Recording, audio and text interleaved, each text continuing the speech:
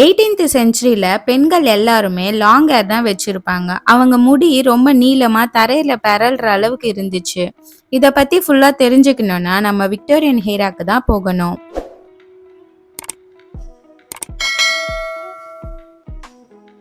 அந்த காலகட்டத்துல ஒரு பொண்ணோட மிகப்பெரிய சொத்து அவளோட முடியா தான் இருந்துச்சு.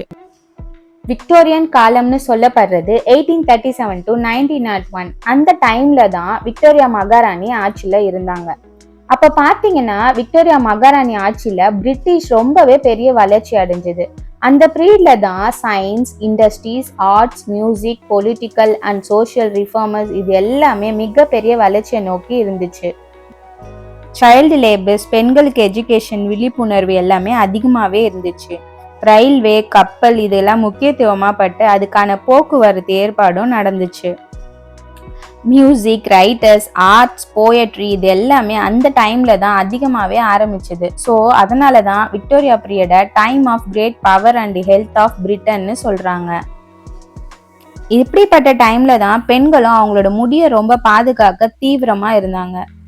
ஒரு பொண்ணு எவ்வளோ காலம் முடிய வளர்க்குறாளோ அவ்வளோ முடி நல்லா வளரும், அதே டைம் அவ வாழ்க்கையும் நல்லா இருக்கும்னு சொல்லப்பட்டுச்சு. நீளமான முடி வச்சிருக்க பெண்கள் தான் அழகுனோ, ஸ்டேட்டஸ்னோ, ஃபெமினிட்டின்னு அடையாளம் காட்டப்பட்டுச்சு. அந்த டைம்ல பாத்தீங்கன்னா பெண்களுக்கு முடி வெட்டுறது ஒரு விஷயமாவே இல்லை. ஏன்னா அவங்களுக்கு முடிதான் மரியாதைக்குரியதா தெரிஞ்சது.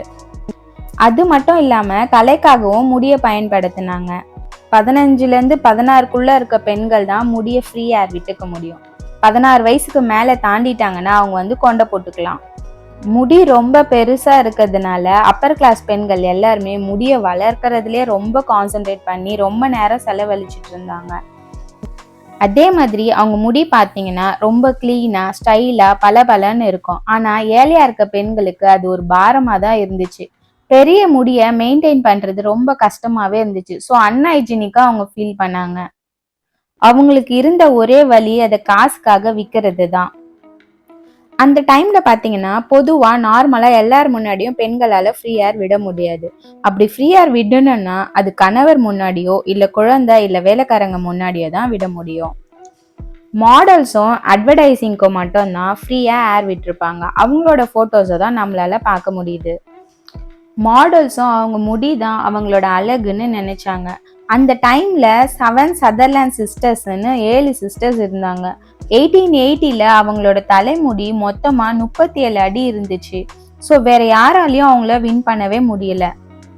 அதனால எல்லா நாட்டிலையும் அவங்கள பத்தி பரபரப்பா பேச ஆரம்பிச்சாங்க. அந்த 7 சிஸ்டர்ஸும் மியூசிக் ஷோ நடத்திட்டு இருந்தாங்க. ஸோ அவங்க நடத்துற மியூசிக் ஷோல முடிய கீழே பெரல விட்டுருவாங்க. ஸோ அதை பார்க்கறதுக்காகவே நிறைய பப்ளிக்ஸ் வர ஆரம்பிச்சாங்க. ஸோ அந்த சிஸ்டர்ஸும் ரொம்பவே ஃபேமஸாக ஆனாங்க. அவங்க லாங் ஹேருக்காக பராமரிக்க நிறைய ப்ராடக்ட்ஸ் யூஸ் பண்ணாங்க. அந்த ப்ராடக்ட்ஸை பப்ளிக்குக்கும் ரெக்கமெண்ட் பண்ணாங்க. ஸோ அதனால ரொம்ப ஃபேமஸ் அண்ட் பணக்காராகவும் ஆனாங்க. ஆனால் 1920ல bob rolled cut hairstyle மாறிடுச்சு. ஸோ பப்ளிக் எல்லாருமே லாங் ஹேர் வச்சிருக்கவங்கள கிண்டல் பண்ண ஆரம்பிச்சாங்க. அன்ஃபேஷனபிளாகவும் தெரிஞ்சது. ஸோ அந்த சிஸ்டர்ஸ் இருக்கிற இடமே தெரியாம போயிட்டாங்க. அந்த டைம்ல அப்பர் கிளாஸ் பெண்கள் எல்லாம் அவங்களோட முடியை மெயின்டைன் பண்ண ஒரு ரகசியத்தை யூஸ் பண்ணாங்க. அது என்னன்னு பார்த்தீங்கன்னா எலிகள் தான்.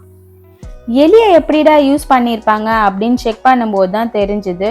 எலின்னு சொல்லப்படுறது அவங்க தலையை வாரும்போது சீப்பில் வர முடியை எடுத்து ஒரு சின்ன பாக்ஸில் போட்டு சேகரிச்சுட்டே வருவாங்க. அதை வச்சு ஒரு சின்ன ஹேர் கிளிப் பண்ணிப்பாங்க. அதோட பேர் தான் எலி, பூனை அப்படின்னு சொல்லுவாங்க. அவங்களுக்கு பிடிச்ச மாதிரி ஷேப்லேயும் நீளமாகவும் எங்கே முடி கம்மியாக இருக்கோ அங்கேவும் அந்த முடியை வச்சு அட்ஜஸ்ட் பண்ணி ஒரு ஷேப்பாக எடுத்துகிட்டு வந்துடுவாங்க. ஸோ அதுக்கு பேர் தான் ரேட்ஸ் அண்ட் கேட்ஸ் அப்படின்னு சொல்லப்பட்டுச்சு. ஆனால் சில இடத்துல அவங்க பவ் வைக்க உண்மையாகவே ரேட்ஸ் யூஸ் பண்ணாங்க அப்படின்னு சொல்லப்படுது. விக்டோரியா மகாராணி ஆட்சியில் ஹேர் ஸ்டைலுக்கு ரொம்பவே முக்கியத்துவம் கொடுக்கப்பட்டுச்சு.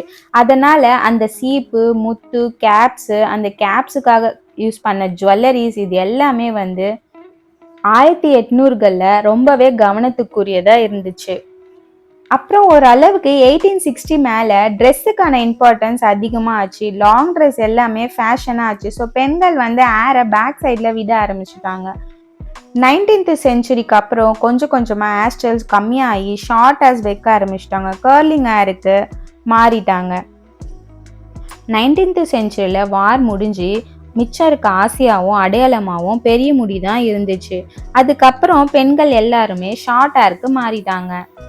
ஓகே ஃப்ரெண்ட்ஸ், இந்த இன்ஃபர்மேஷன் உங்களுக்கு பிடிச்சிருந்தா மறக்காமல் லைக் பண்ணுங்கள், ஷேர் பண்ணுங்கள், சப்ஸ்கிரைப் பண்ணிடுங்க. கூடவே பெல் ஐக்கான் கிளிக் பண்ணிடுங்க. அப்போ தான் நான் போகிற வீடியோஸோட அப்டேட் உங்களுக்கு ரீச் ஆகும். Thank you friends. வேறு ஒரு இன்ஃபர்மேஷனில் உங்களை சந்திக்கிறேன். நான் உங்கள் புவி. பாய்.